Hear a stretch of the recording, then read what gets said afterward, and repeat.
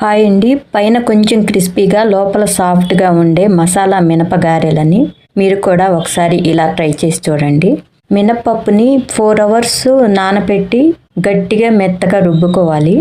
ఇందులోకి spring onions 2 పచ్చిమిర్చి, కొత్తిమీర, కరివేపాకు సన్నగా తరిగి వేసుకోవాలి.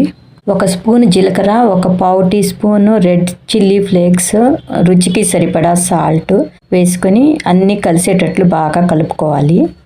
ఇంకా స్టవ్ పైన బాండి పెట్టి ఆయిల్ పోసుకొని బాగా కాగిన తర్వాత చేతిని నీళ్లతో తడుపుకొని మనకి కావలసిన సైజులో పిండి ఉండలను తీసుకొని కొంచెం ప్రెస్ చేసి మధ్యలో హోల్ పెట్టి ఇంకా ఆయిల్లో డ్రాప్ చేసుకోవటమే.